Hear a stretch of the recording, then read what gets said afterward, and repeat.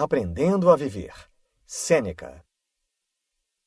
Sêneca foi um escritor e filósofo romano, um dos mais importantes de sua época. Suas preocupações eram, em essência, éticas. Um filósofo mais envolvido com as questões espirituais do que teóricas. Para Sêneca, a sabedoria e a virtude são os maiores bens que podemos possuir. As únicas coisas que permanecem após nossa morte. Todas as observações e conclusões feitas pelo autor em sua época podem ser abordadas nos dias atuais. Reformulação da mente, vivência em sociedade, uma visão otimista da morte. Sempre mostrando que todos nós possuímos dentro de nós uma natureza plena e pura. Neste livro, o autor mostra, através de pequenas cartas, como podemos compreender melhor essa natureza e aplicá-la em nossa vida. Da economia do tempo. Nesta carta, o autor nos faz compreender que algumas coisas tomam nosso tempo, outras acabam roubando nosso tempo, e alguns momentos são perdidos e levados com o vento. E isso é uma coisa natural. Mas o que não podemos é ser negligentes quanto ao tempo. Muitos de nós passam a vida inteira fazendo coisas más ou fazendo nada, e até fazendo coisas diferentes do que deveríamos fazer. Falhar ao pensar que a morte é algo futurístico, quando na verdade ocorre a cada dia, e tudo o que passou pertence a ela, portanto, é necessário valorizar cada dia e seu tempo, compreendendo que pode ser o último. Da solidão dos filósofos. Nesta carta, o autor entende que para ele seria melhor viver sozinho, pois assim poderia ajudar mais gente com as suas escritas e conselhos. Ele destaca que a melhor forma de vida é viver apenas com o suficiente para manter uma boa saúde, a comida para saciar a fome, a água para matar a sede e a casa para se abrigar do mau tempo, concluindo que uma vida simples é o suficiente para se viver bem e que uma casa de palha te protegerá da mesma forma que uma casa de ouro. Para o autor, nada é mais extraordinário que a nossa alma. Portanto, para uma alma grande, nada é grande. Da velhice. Nesta carta, Sêneca destaca que não precisamos temer a velhice, devemos recebê-la com amor. Ela pode ser muito prazerosa se soubermos aproveitá-la da maneira certa. Para ele, o melhor dos prazeres é o fim, o último gole de vinho que leva à embriaguez, ou o fim da infância que se torna mais bela quando está por terminar. A iminência da morte está tanto para o velho quanto para o jovem, e por isso cada dia deve ser organizado como se fosse o último e a conclusão da nossa vida. Da futilidade das meias medidas. Nesta carta, o autor aconselha que devemos saber a hora certa de agir e que não podemos ficar adiando nossas escolhas e decisões, pois a vida passa muito rápido e depois pode ser tarde demais. Não podemos deixar que o medo e os perigos desta vida nos impeçam de viver. Não somente viver, mas viver bem, pois muitas pessoas se preocupam apenas em viver muito. É necessário aprender a viver bem, mesmo que não saibamos quanto tempo pode durar. Da viagem. Todos nós possuímos defeitos e falhas, e por mais que tentemos fugir, elas sempre nos perseguirão. Você pode estar no lugar mais bonito do mundo, mas seus medos e seus erros estarão com você. É necessário que não somente conheçamos nossos pecados, mas que os reconheçamos e busquemos redenção. Todo aquele que diz não pecar é porque não aceita ser corrigido. Repreenda a si mesmo, examine sua consciência, seja duro consigo mesmo. O autor destaca que não é o lugar que tem poder de mudar você, mas seu estado de ânimo. Por isso tenha bom ânimo, pois ele não é escravo de nenhum lugar. Para Sêneca, devemos ter a convicção de que não nascemos para um único lugar e que nossa pátria é o mundo todo. Do Canto das Sereias. O canto das sereias que ecoa de um único lugar nos atrai para a morte. Essa metáfora nos faz pensar nas influências que temos em nossa vida e que nos fazem agir com a ajuda de terceiros, ao invés de agir por conta própria. Hoje, o canto não ecoa de um único lugar, mas sim do mundo todo. O bem que nos desejam não é verdadeiramente o bem que devemos buscar. Deve-se buscar primeiramente a autoconfiança, depois avaliar tudo aquilo que nos influencia e então descartar o que nos faz mal. Procure encontrar algo que não perca valor com o passar dos dias. o espírito, e que seja reto, bom e nobre.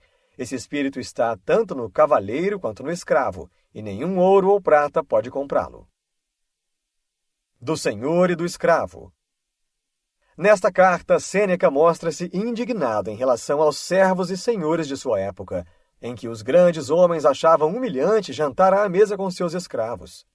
Visto que a sorte cai tanto para o escravo quanto para o senhor, e que a morte chega para ambos, o autor destaca que o senhor deve tratar o seu servo como gostaria de ser tratado, e que o poder que você julga ter sobre alguém é o mesmo que o seu senhor tem sobre você, mesmo que você diga que não possui um senhor. Uma hora você pode vir a se tornar um servo. Ninguém deve ser julgado pelo cargo que ocupa ou pela atividade que desempenha dentro da sociedade. Desde o mais humilde até o mais nobre, todos devem ser tratados de forma igual, não julgando-os pela sua ocupação, mas sim pela sua conduta.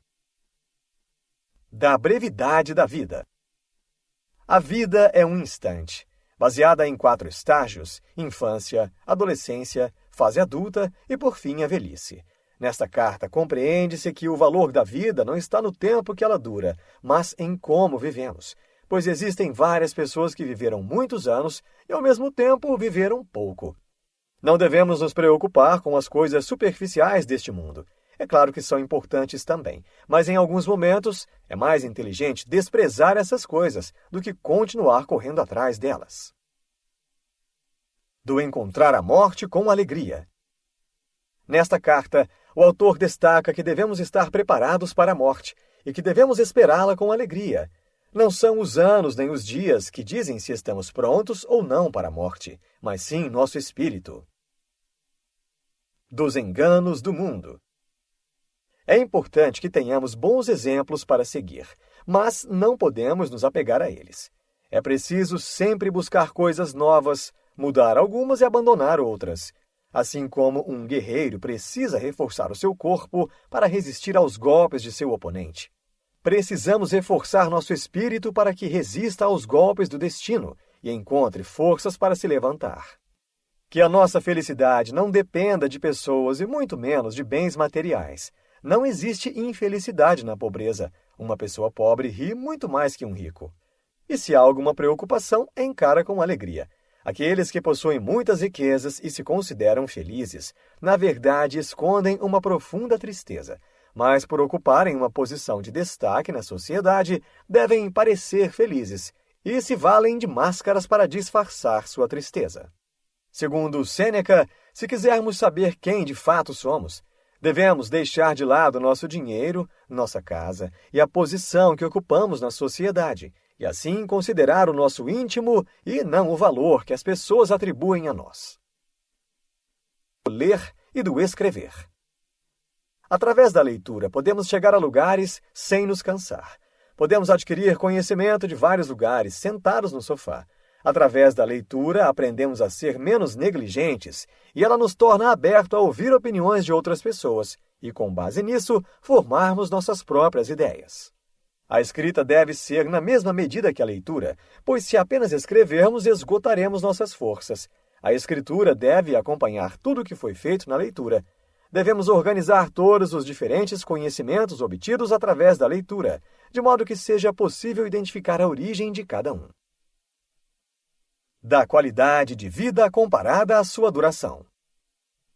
Nesta carta, o autor enfatiza que o mais importante não é viver muito, mas sim viver com qualidade. De que adianta alguém viver por 80 anos sem ter feito nada de útil, como se não tivesse vivido por muito tempo, mas sim passando um longo tempo morrendo. Há aqueles que morrem cedo, mas morrem em plena atividade. Cumpriram seus deveres, foram bons filhos, bons maridos, bons amigos. Podem não ter vivido 80 anos, mas cumpriram sua missão. Que a nossa vida possa ser como uma pedra preciosa, valiosa pelo seu peso e não por sua duração. Das contrariedades. As adversidades da vida são coisas naturais. Não nos queixemos de coisas que não acontecem como queremos. Antes, entendamos que a lei da vida é imutável e todas as coisas, sejam elas boas ou ruins, não acontecem por acaso.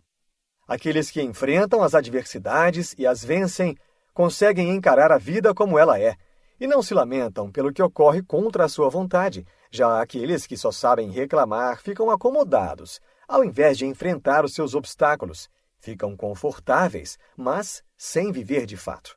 Sejamos corajosos perante as adversidades. Para isso, devemos abandonar os prazeres que nos enfraquecem e também toda a riqueza que nos escraviza. Da fugacidade da fortuna. É estupidez acreditar que nossa felicidade se baseia na fortuna que acumulamos. Toda a alegria externa é momentânea e passageira, mas a alegria interna é imutável e não se desgasta com o tempo. A obsessão pelo futuro faz com que o presente não seja vivido e que não seja desfrutado da maneira certa. É bobagem fazer planos para o futuro, sendo que não sabemos nem como será o dia de amanhã. Sabemos que a única certeza que temos da vida é o fim dela. O melhor que podemos fazer é preparar a nossa alma, como se a morte batesse à nossa porta dia após dia. Assim devemos viver, acertando nossas contas sem deixar nada para depois. Da eternidade da alma. Não há um bem maior e mais durável do que a nossa alma. Quando morremos, nosso corpo é deixado para trás e nossa alma parte para um lugar melhor. Assim como somos preparados durante 9 meses para uma vida terrestre, nesse mesmo período, da infância até a velhice, somos preparados para um novo nascimento. O dia que tememos ser nosso último, na verdade, será o nascimento para a eternidade. Dos cuidados com a saúde e com a paz de espírito. Segundo Sêneca, um dos deveres da alma é manter vivo nosso corpo enquanto há envolvimento com seus interesses. Precisamos, sim, cuidar da saúde, para que não se exija demais do destino e a morte não caia sobre nós antes da hora. Alguns animais possuem instinto de ferocidade, outros de astúcia, e o ser humano possui uma alma semelhante ao universo que se baseia em honestidade e um bom coração. Isso é algo que todos nós devemos almejar. Dos benefícios da natureza. Nesta carta, o autor destaca que devemos levar em conta a finalidade das coisas e não a superficialidade delas. Ou seja, se tiver fome, é preciso comer. Não importa se o trigo é de qualidade ou não.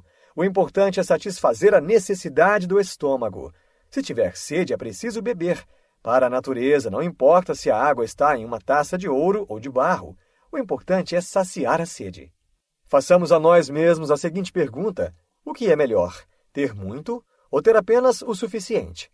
Aquele que tem muito nunca está satisfeito, está sempre em busca de mais e mais. Mas aquele que possui o suficiente tem algo que o rico nunca obteve: o fim de seus desejos. O Criador estabeleceu as leis da vida para que nós as mantivéssemos intactas e pudéssemos segui-las, não corrompê-las. Aquele que não segue as leis da natureza crê que tudo vem de forma fácil, mas quem segue o benefício da natureza reconhece que toda conquista provém de um trabalho árduo e sofrido. Insights.